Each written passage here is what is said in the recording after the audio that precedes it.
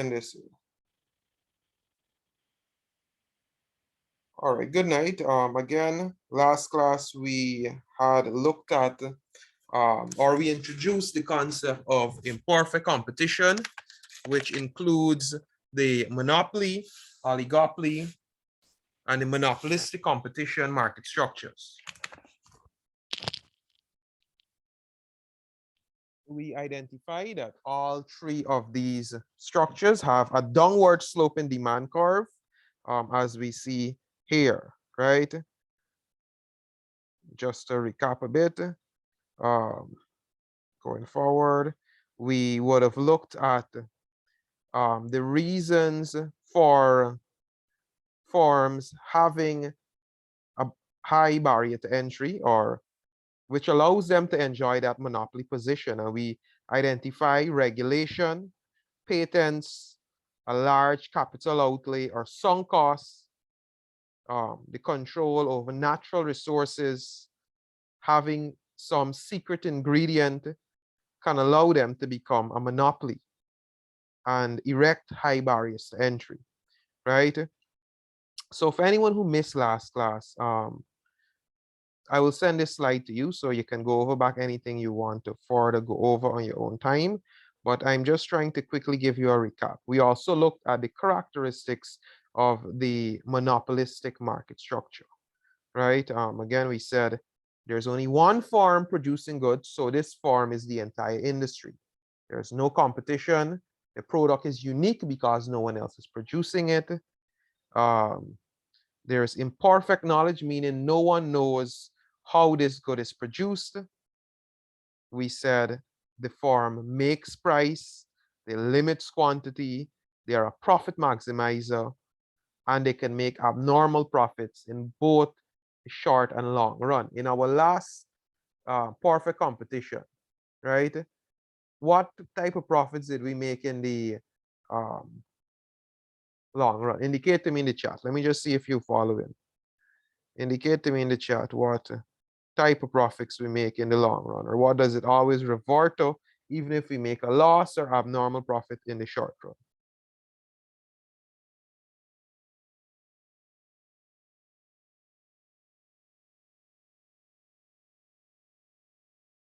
You can recall, Joanna, Krishan? Yes, sir. What is it? Normal profits, right? Normal profits. Normal profits. So again, you might want to revisit your notif is a distant memory, even because we did it recent. So you would want to go over that. So what are the advantages of a monopoly market structure? Well, firstly, there is economies of scale. As we said last class, being big allows you to enjoy a low cost of production. Being big also enables you to invest a lot of money in research and development and have new technology. It also allows you to stick through hard times. A small firm might shut down when a big catastrophe like COVID hit the economy, but a big firm can weather this, right? We looked at the disadvantages, saying that how they will charge higher prices, being the only producer. Consumers have no choice, or as we call it, sovereignty. The firm is both productive and allocatively inefficient, meaning they do not produce at their optimum point, or they don't produce the amount of quantities demanded by society. They underproduce, right?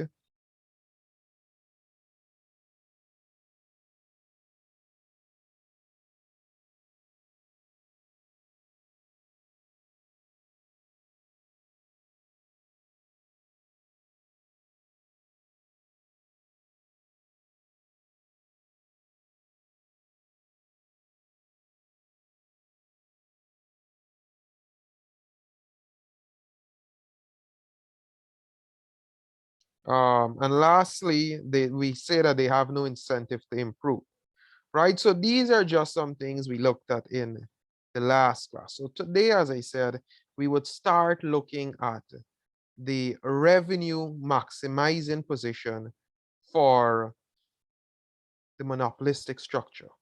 So I want you to start remembering the small cues that we looked at in the last class. What is the profit maximizing position?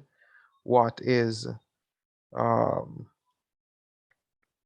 how do we identify profit versus loss, looking at AR and AC and what's not. So this one is a bit clustered. I'll pull up an empty diagram for you, right? So let us begin our discussion now, right? So let me just pull up sideboard.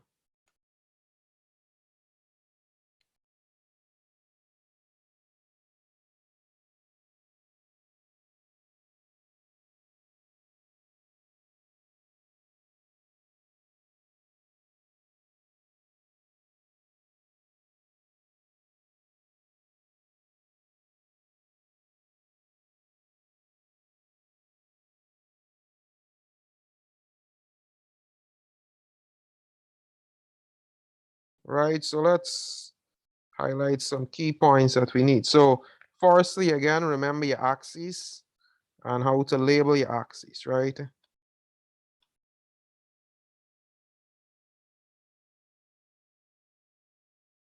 So this is output always, or Q, and this is price, cost. And we put a dollar sign, right? So remember we said this curve here has a downward sloping demand curve, right? So the demand curve, oh no, the demand curve is downward sloping. It comes down like this here. I won't touch the bottom for now. Let's just keep it at this line. So this is our, let me put a different ink. Or this looks like a triangle. Let me put a different ink. So this is our demand curve. It's downward sloping, right? So D, right? But remember we also said that our demand curve is also equal to our average revenue for this one. So D is also equal to AR. And remember too, we said when constructing the diagram, we want to put our MR now inside here like that. So remember you're telling a story and you're constructing these diagrams to tell the story that you are looking to achieve, right? So what again is the profit maximizing position for me? Indicate in the chat or unmute yourself. What is the profit maximizing position of a firm?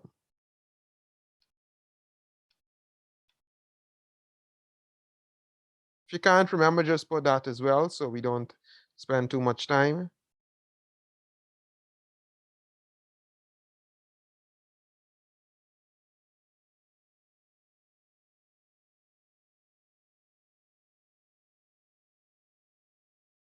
Sir, is it MR minus equals MC? Yes, correct, correct, absolutely correct, right? The profit maximizing position is MR is equal to MC. So we have our MR here. We now need to draw our MC curve. And oh no, right? Our MC curve, BOPS, right? And let me just put MC here, right? So right away, we want to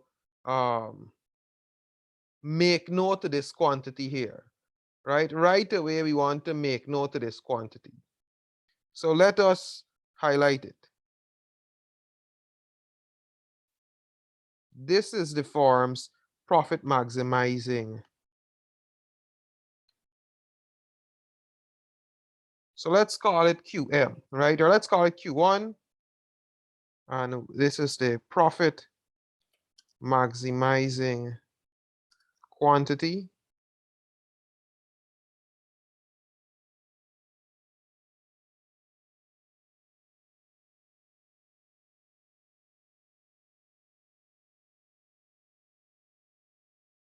Right, the profit maximizing quantity. Right, Q1 profit maximizing quantity. So we know this is the position where they will produce at. What did you recall we do from here now? We always draw up, not true? So see where it touches the next curve. So similarly, let's draw up here now. We go up.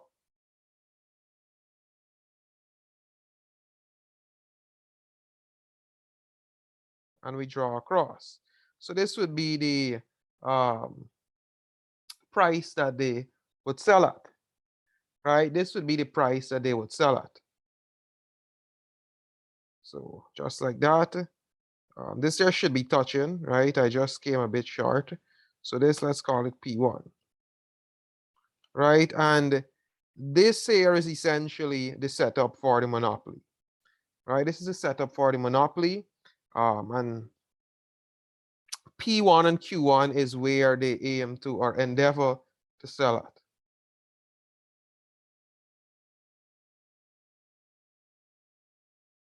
However, to show they are making a profit or loss, we do something else. Anyone else recall what we do? We need to now look at the AR and AC position. Remember that? We need to look at the AR and the AC position. So this is our AR. The AC will come just below this here. Let's say somewhere like this.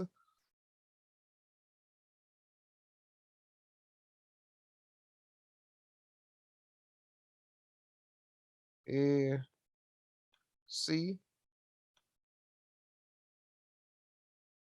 right?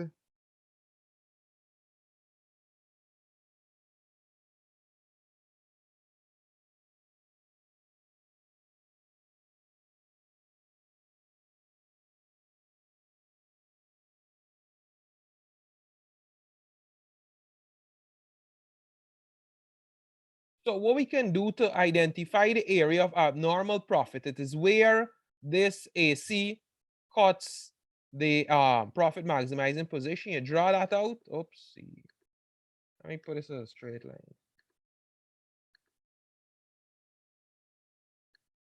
Right? And this shaded area would be abnormal profit, right? Abnormal profit.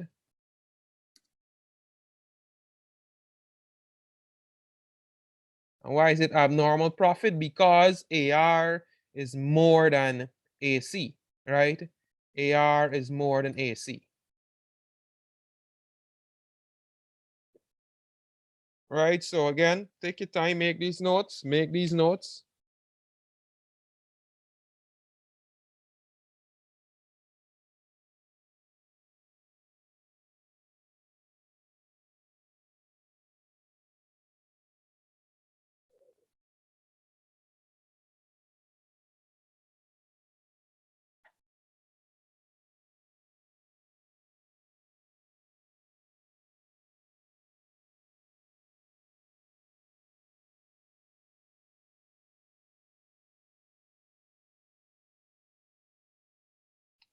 these notes. When you finish copying this diagram to give me a done in the chat. Maybe if you want me to go it over again, that is fine as well.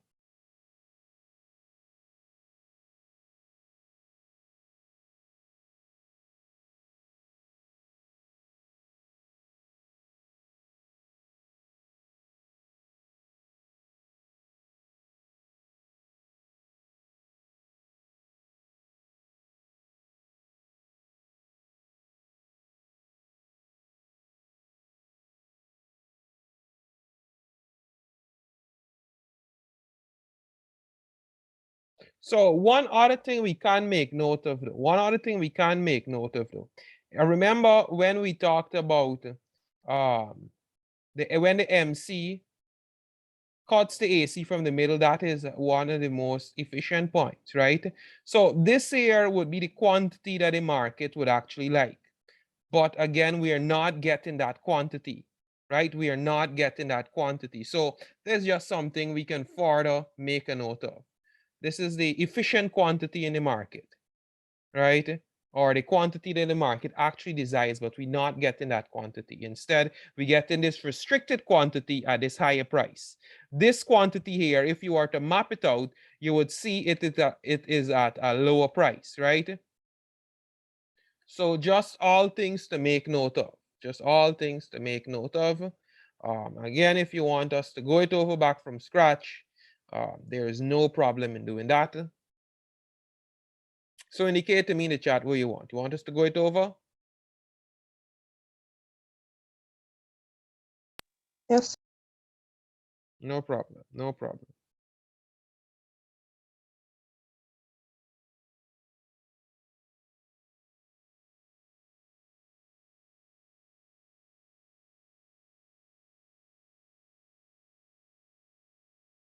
So let me just clear it again. Pops. Starting afresh. So as I always say, you need to start off and label your diagrams correctly. This is the price or cost. This is the Q or quantity, right? And as we say, we draw down our demand curve, which is our AR curve as well. So yeah, it's downward sloping because it follows the law of demand. The lower prices, the more we will demand. These forms are price makers. So this is demand equal AR. Our MR curve too is like this. And we said, whenever we want to identify a firm's profit maximizing position, we simply look at the point where MR and MC intersect. So if this is our MC curve, it would be somewhere here. This position would be our profit maximizing. Let me get it straight. It would, when it maps down, it would give us our profit maximizing output and our profit maximizing price, right? So again, if you want us to call it PM this time, and QM, that's fine. To just say profit maximizing price, quantity maximizing, right? However, to show if the firm is making, to show diagrammatically, if we are making, so this MC, if we are making a profit or loss, we know, so the graph is just a rough draft, right? The graph is our long run equilibrium position and also our short run, unless it is run poorly. It is showing abnormal profit, right? When you say rough draft, yes, it's a sketch or it's a model, but it's depicting the actual scenario. Obviously, if you put figures into it, it might vary, and based on different forms have different figures that would go into this here. But when doing this model that they would want in a question or for an explanation to explain something, you need to remember this diagram, right? So as I was saying before I was got there, we look at now where the AC curve at the profit maximizing position lies in comparison to the AR curve. So our AC curve might look something like this here. And at the profit maximizing position, this is where it lies. If we were to map off now, this area here is our, in the box is our abnormal profit. Why is it the abnormal profit? Because at the profit maximizing position, which is MR equal to MC, this position here, let us write it small, MR equal MC, because at that position, our profit maximizing price and quantity, when we drop, the AR curve at that position is higher than our AC curve. Our AR generally is higher than our AC, which means we have abnormal profit, right? Abnormal profit.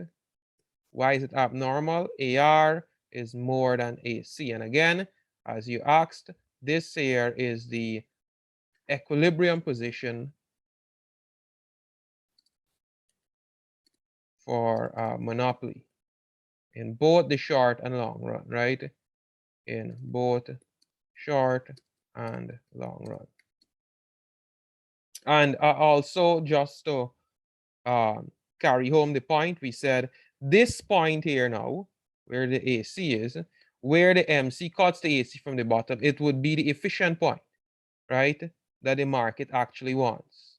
So let's call it QE. This is the efficient point that the market actually wants, or what should be produced. However, and as you can see, if we were to come across, I put some dots to indicate where it would thing, it would be a lower price as well. So it would be a price that's significantly lower than the restricted or the inflated price the monopoly is charging, right? So I hope that was able to help you. Going over it a second time. What I'm going to do, I'm just going to snip this diagram here now and put it into my actual file, right? So was that much better for you? Are you sure you're completely following now? If you have any particular area you want to address, do so in the chat. If you're ready, just put ready as well.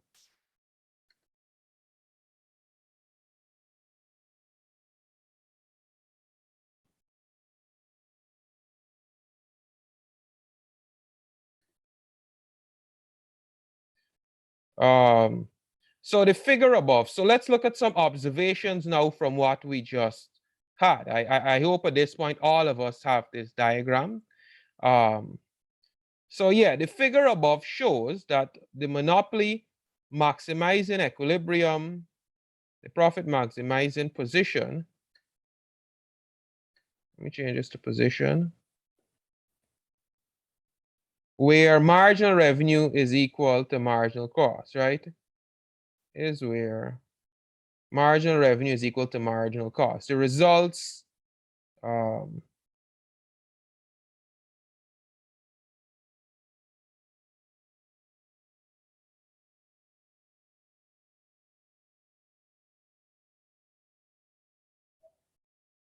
this results in an output QM, which is profit maximizing output, right? This results in an output QM, which is profit maximizing output. And so there's our first observation. At the profit maximizing position, MR is equal to MC. We have the profit maximizing output. And if we come across, there's a profit maximizing price. So given the demand curve, right? Given the demand curve, the monopoly is able to charge and set this output at PM, which we will say is the price of PM, profit maximizing price, right? So PM is our price given the firm's ability to set, right? At this profit maximizing output as well, the monopoly earns abnormal profit as average revenue is greater than average cost. AR is more than AC, as we said. AR is more than AC, right? As we look at it, AR curve, which is this one in the blue, is higher than our AC, which is this one in the black at the profit maximizing output. So the output AR is more than AC. Well, this is shown by the shaded area, which should have been shaded here, but we did not to save our drawings. Right? And we just highlighting that this is the short run. I'll give you a statement in a second to show you what I mean and bring it to the long run too, right?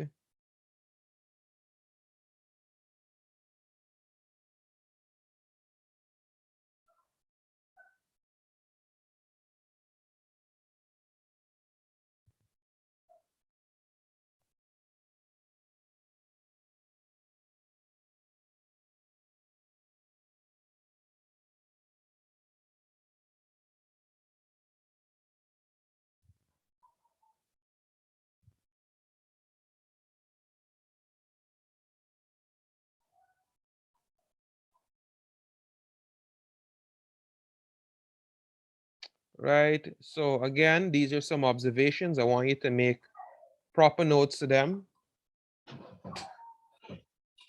It's basically telling us though everything that is already on the graph, right?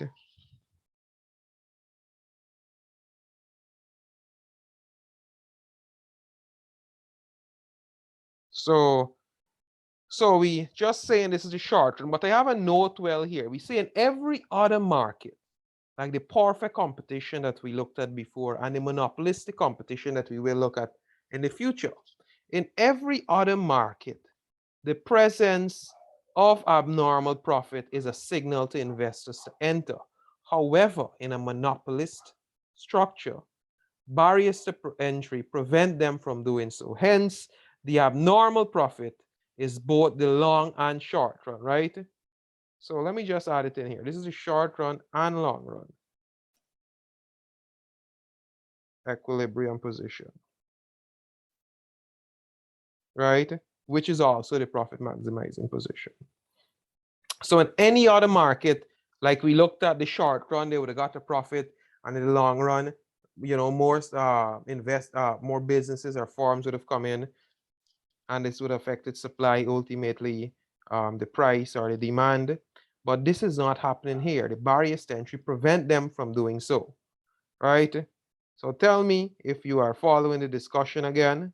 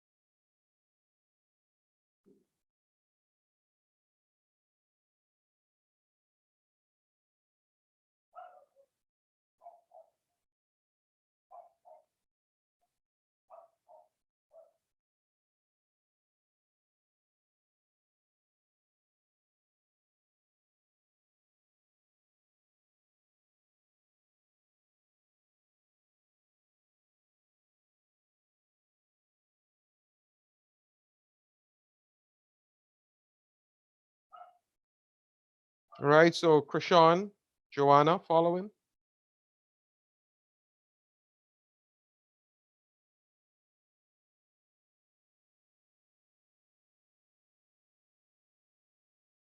All right, all right.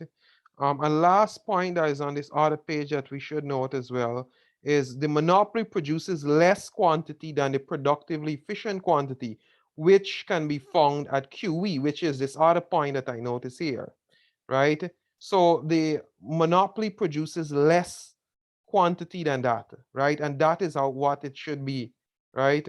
So the monopoly should, well, there's how much your market would actually want, and the price it would want it at this quantity and at this price. But as we said, the monopoly produces less than that, and they charge a higher price. So the productively efficient quantity is where MC cuts AC, as I was saying. So, however, we must note, monopoly, if run badly, can make normal profits or even losses, right? If it is run badly, it can make those things, right?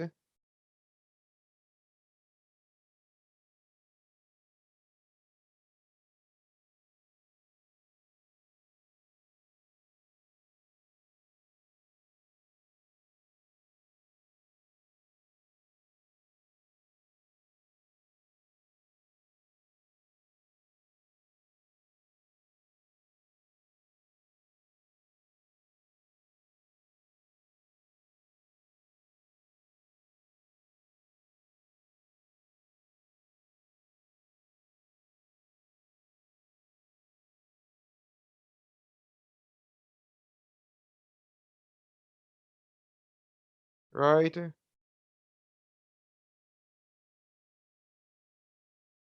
So there's all we have to say. So again, a monopoly, even though they can make abnormal profit in both short and long run, if they are run badly, they can make losses or normal profit. Right? So how are some ways to control a monopoly now, right? To control it, because we don't want to be exploited, as you can see. So the ways the government can control it to avoid exploitation of the people, we have the first one is a nationalization, right? What is a nationalization? We did business. We did business. What is nationalization? Again, it is where the nationalization is the opposite of privatization. Privatization is where a national business go to private. Nationalization is the opposite. Whereas the government take over some private business and makes it a state-owned entity, which goal is to not make profit anymore, but rather satisfy the demand of the population, right, at a fair price. So sometimes when a private farm gets too large, the government takes over, nationalizes it into a state-owned entity. So there's one thing the government can do. Another thing they can do is set up a price ceiling. They say here what? This maximum price is the most you guys can charge for this good, because we know you have this monopoly position and you're going to want to exploit people to make most profits, but we are setting this ceiling that you cannot go above or it will have legal repercussions.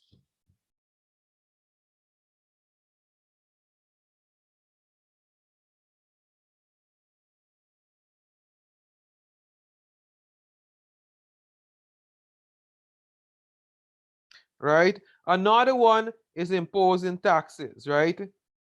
What do we mean by imposing taxes? Again, this is where the government tries to stop the monopoly from being too profitable and charge them taxes. However, this, as we argue as well, is the least effective one, because this is not going to slow down the monopoly. The monopoly will just pass on the prices to the consumers. If you do economics at a higher level, you'll see exactly how this occurs, but it's not required at us at this stage.